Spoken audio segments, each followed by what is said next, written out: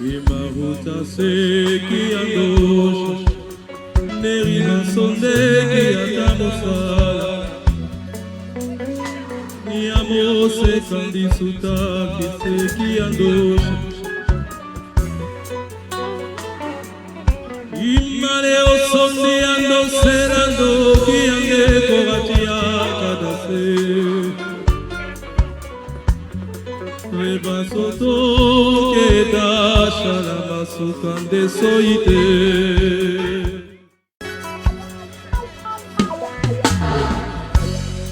Imaruta seki andosha Nerina sondeki atamosala Niamose kandisuta kiseki andosha Imane osondi ando serando kiange kovatia kadase Rebasoto keda shalama sukande soite. Au nom du Père et du Fils et du Saint-Esprit, Amen. Bienvenue frères et sœurs depuis la chapelle virtuelle Saint-Pantélémon d'Abobo.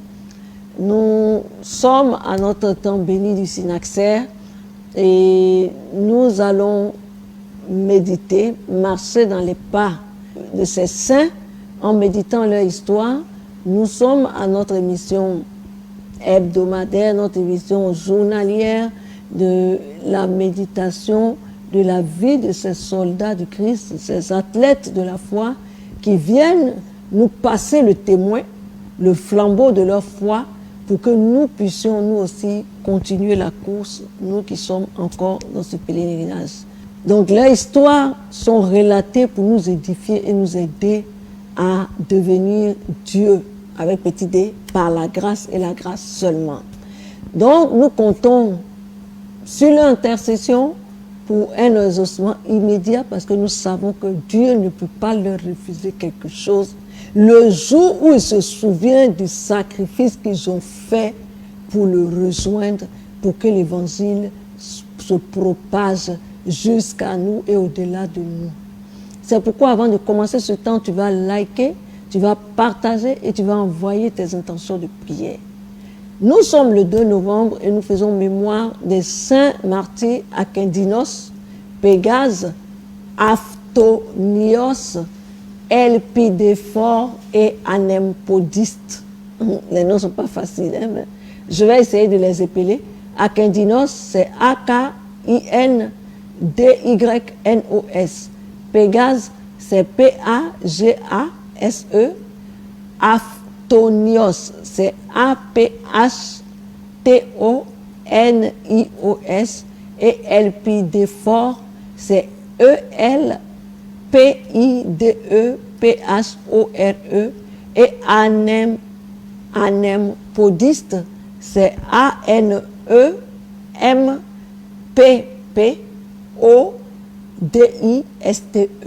Alléluia, on y est arrivé. Alors, mais ces personnes vont vous bénir, leur intercession va vous bénir. Ces saints martyrs étaient dignitaires de la cour du roi de Perse qui s'appelait Sapor II. Et lorsque le roi va déclencher sa sanglante persécution contre les chrétiens, Akindinos, Pégase et Anempodiste qui brûlaient de zèle pour la vraie foi, vont trouver refuge dans une demeure privée où ils exhortaient les chrétiens à demeurer fermes dans la confession du Christ Sauveur, sans tenir compte des risques qu'ils encouraient.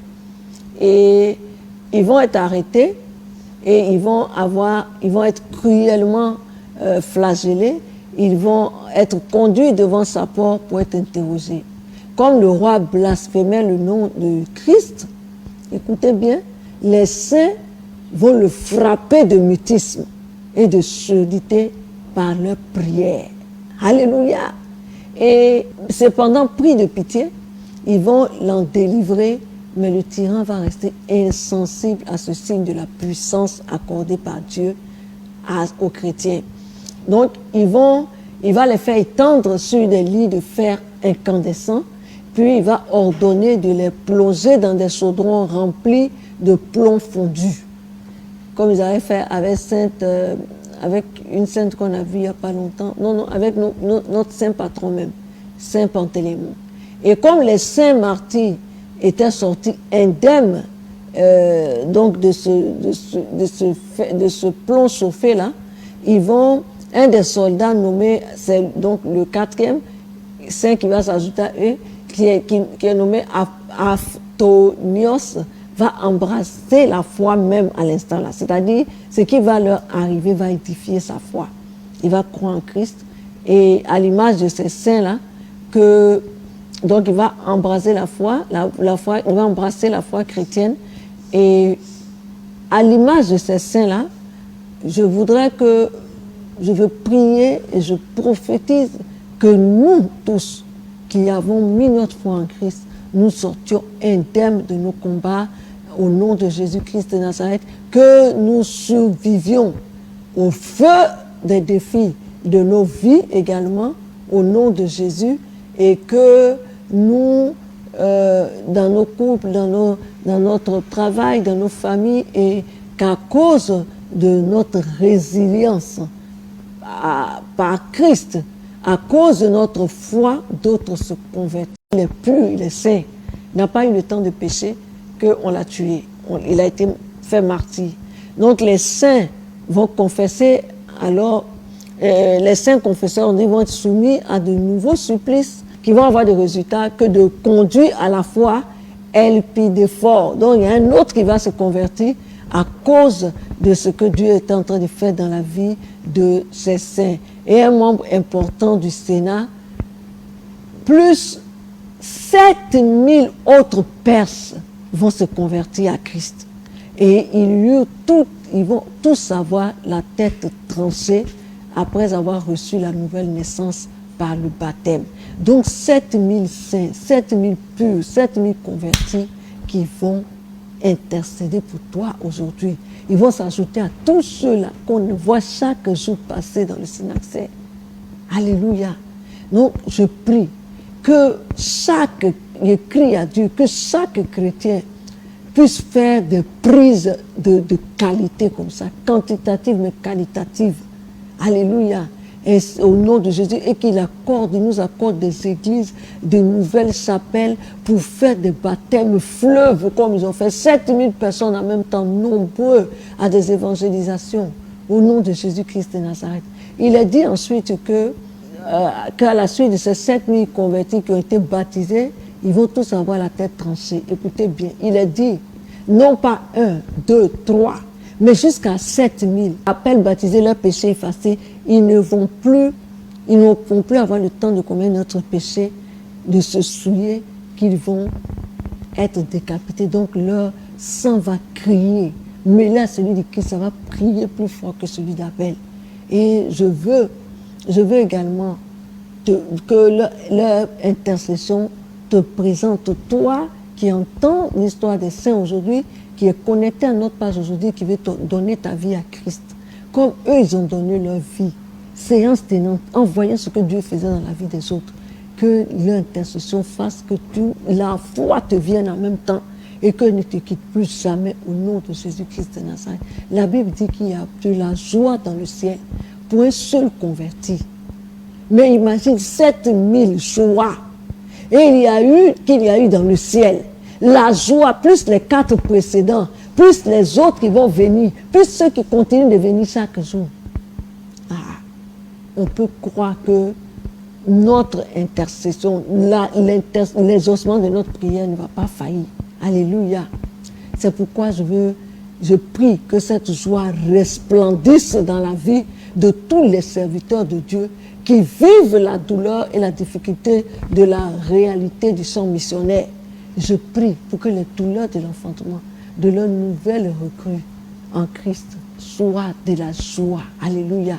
Et comme ces 7000 âmes n'ont pu retourner à leur vie ancienne, parce que martyrisés sur le sang, parce qu'ils font martyr sur le sang, qu'ils s'interposent par leur intercession à toute une rétrogradation qu'on voudra causer dans ta vie. Et comme Dieu avait interposé l'âne de Balaam sur son chemin, afin qu'ils ne puissent pas passer pour aller vers le péché, pour aller commettre un forfait, que les anges de Dieu s'interposent maintenant sur vos chemins, vous tous enfants de Dieu, nous tous qui sommes tentés chaque jour, afin que nous ne fassions pas le pas vers le péché, que nous ne retournions pas à nos vomissures, au nom de Jésus-Christ de Nazareth. Et à toi qui viens ainsi d'accepter le Christ, tu peux nous contacter, comme je le disais, je le répète, je commence à le dire, tu peux nous contacter pour le cheminement vers le baptême. Et pour un suivi spirituel, tu peux nous contacter. Et je prie encore, parce que la joie du Seigneur est notre force, comme le dit Néhémie 8, verset 10, je prie que Dieu transforme le langage en langage de joie et fasse de sa joie une force, une arme entre nos mains pour bombarder, pour combattre dans nos vies la tristesse, la dépression, le spleen, les sautes d'humeur, la mélancolie, la bipolarité, au nom de Jésus-Christ de Nazareth. Quelles que soient les sources et la durée de la maladie dans ta vie, qu'elle soit définitivement rasée au nom de Jésus-Christ de Nazareth, et reçois ta guérison, reçois au nom de Jésus, particulièrement pour les personnes qui souffrent de bipolarité. Je prie, parce que cette maladie m'a été révélée pendant la préparation de ce temps de Synaxaire, que cette maladie soit maudite en vous au nom de Jésus-Christ de Nazareth, que son pouvoir soit brisé sur vos vies, que vous en soyez libérés au nom de Jésus, que la joie du Seigneur soit une arme puissante entre vos mains, que les gens ne comprennent pas comment vous avez changé désormais pour être des personnes joyeuses de façon permanente. Au nom de Jésus-Christ de Nazareth, la joie est une arme. Et donc l'histoire va continuer pour dire que Akindinos et Pégase et Anémpolis vont être jetés dans une fosse pulluant de toutes sortes d'animaux sauvages, mais ils vont être préservés de nouveau par la grâce. Ils vont conduire, écoutez bien, la propre mère du roi qui est en train de les persécuter à la fois. Mais Dieu est bon. On dit qu'il perce même là où il n'a pas sémé. Donc c'est lui qui est en train de les persécuter. Dieu va aller prendre, il va aller pêcher chez lui là-bas. Il va aller pêcher dans ce qu'il aime, ce qu'il a de plus cher, pour l'emmener, pour lui montrer qu'il peut tout faire. Donc je prie au nom de Jésus-Christ de Nazareth. Si tu n'as pas saisi la révélation, tu vas amener la foi. Je prie pour que tu amènes à la foi, où les êtres qui te sont chers sont amenés à la foi. Que Dieu retourne la situation en ta faveur, c'est-à-dire là où l'ennemi veut t'attaquer. Que Dieu permette que les personnes qui leur sont chères viennent à ce qu'il te reproche, c'est-à-dire Christ. C'est Christ qui te reproche. C'est à Christ qu'ils veulent t'arracher, mais que Dieu emmène les personnes qui leur sont les plus chères justement à Christ, au nom de Jésus, comme ça a été fait avec la mère de sa porteuse. C'est donc la couronne du martyr avec 28 autres de leurs compagnons. Alléluia. Nous faisons également mémoire des saints martyrs Attique, Eudoxe, Agapios, Marin, Océanos, Eustrate, Cartérios, Nicopolitien, Styrakios, Tobie et leurs compagnons. Ça, je ne veux même pas prendre le risque de vous épeler ces noms pour ne pas que ce soit trop lourd. Si vous avez retenu un, c'est l'essentiel. Attique, ce n'est pas difficile à retenir. Eudoxe, comme Eudoxie, mais sans le i. Agapios, ce n'est pas difficile à retenir non plus. Marin, comme marin, l'adjectif marin. Océanos, océan, et puis nos à la fin. Eustrate, Cartérios, Nicopolitain, et Sticarios, Tobie. On dit qu'ils étaient soldats dans la ville de Sébaste, sous le règne de Licinios. Et ces saints martyrs vont encourager les membres de l'armée à embraser la foi et à y persévérer. Et comme chrétiens, et ils vont les préserver, je vais dire, contre la tentation de renier le Christ. Mais ils vont être arrêtés et après avoir été interrogés, le gouverneur de la ville va les livrer au gouverneur Agricolaos, qui va les faire torturer Et ensuite, après les avoir frappés, après leur avoir frappé le dos, le ventre à coups de nerfs de bœuf, les soldats vont leur arracher les dents. Et le duc Marcel va s'adresser alors à Saint Catérios en lui demandant: c'est toi seul qui as détourné le peuple en l'engageant à ne plus se soumettre à l'empereur. Mais le martyr va lui répondre: je n'ai pas prescrit au peuple de se révolter contre l'empereur, mais d'aller vers le Christ, le roi éternel de toutes choses. Ayant confessé à son tour la foi, Styrakios et Tobie vont être conduits à périr par le feu avec leurs compagnons. Donc voilà la vie de ces saints, voilà leur martyrs, voilà leur exemple de foi, voilà ce à quoi ils nous invitent et voilà ce pourquoi ils vont intercéder pour nous. Donc avec eux, nous faisons également mémoire des saints martyrs, membres du conseil sénatorial mort par le glaive, et des saints martyrs Kyriaki, Domna, mort par le glaive, et de vénérable père Marcien le Cire, et qui a été, on dit, lui, il avait abattu une bête monstrueuse qui, en traçant simplement le signe de la croix en direction de l'animal et en soufflant sur lui, il a fait disparaître. Et nous faisons également mémoire de Saint Antoine le Confesseur, archevêque de Thessalonique, et du vénérable Cyprien de Storgef, et des prêtres martyrs, Saint Ananie, Aristove et Constantin Yourganov. Voici ces saints qui vont se joindre aux autres, aux 7000, aux 4, et à tous ces nombreux saints qui sont sous l'autel de la Jérusalem céleste et qui crient vengeance. Nous allons prier avec ces parties, ces révélations que nous avons perçues dans ce synaxaire. Et le roi, pendant que le roi blasphémait, on dit les saints ont prié et ils l'ont frappé de mutisme et de surdité. Nous allons prier en disant comme avec l'apôtre Saint Paul, qui avait également frappé d'aveuglement le magicien, faux prophète juif nommé Bar Jésus, qui voulait empêcher la conversion du proconsul.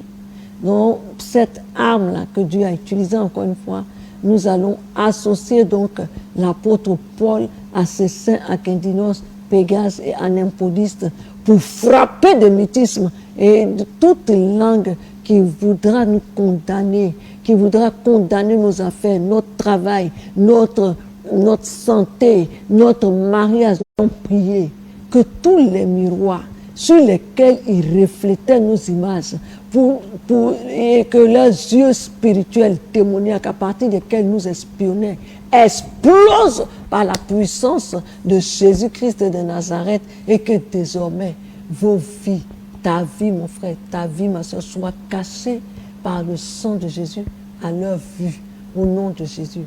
Que tous les malades des yeux, voici l'heure de votre guérison.